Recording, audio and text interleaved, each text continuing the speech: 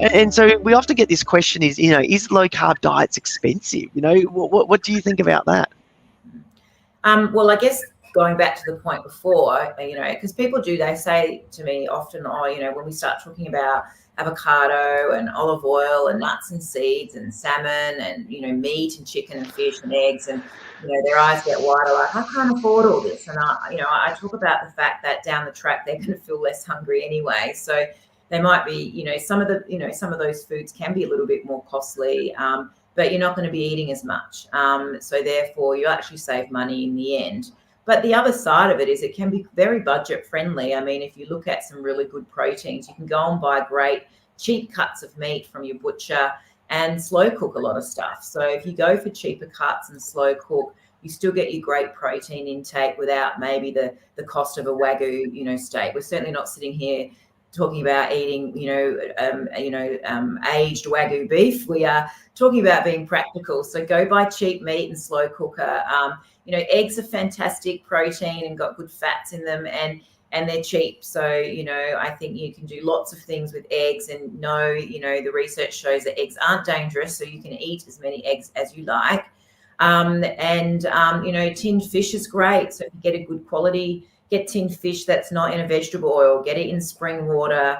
Tinned fish is a very economical way of getting proteins in. I think if we can focus on those more cheaper sorts of protein, we can keep the costs down.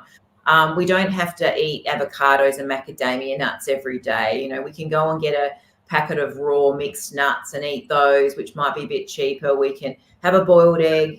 We can get some good quality, ham off the bone and have that with some veggies. So I think it can be very cost effective. You can bulk cook. You can use minced meat.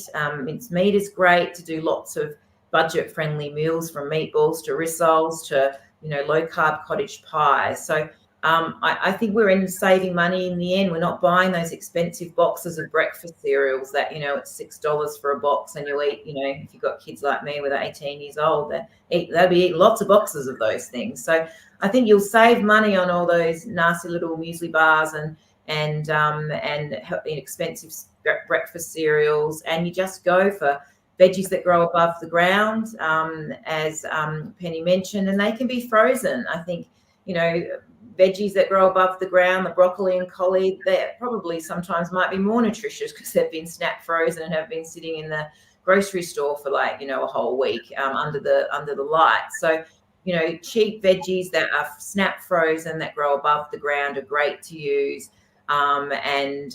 Sure, berries are expensive. We often talk about eating berries as a low carbohydrate, low sugar fruit, and they are quite costly. But frozen berries, you can get the no-name brand and use those. You can buy your no-name brand Greek yogurt. You can buy your cheap cups of meat, lots of eggs, lots of fish. And that will be a very budget-friendly version of a low carbohydrate plan, and you just won't eat as much. I always say, go and eat a steak the size of your head if you want, but most people can't. So they feel full. They don't need to snack. So you're saving money, and you can buy quality, really budget-friendly, low-carb foods and make some really good bulk meals out of it. So that's usually what I mention to people. And I don't sit there and say, buy 5 avocado weeks and a kilo bag of macadamia nuts, because already, their budget's probably spent. So, it's sitting down with people and being really practical about low carb and giving lots of ideas. And as Defeat Diabetes have got lots of recipe ideas, and you can find those that, suit your budget for the moment.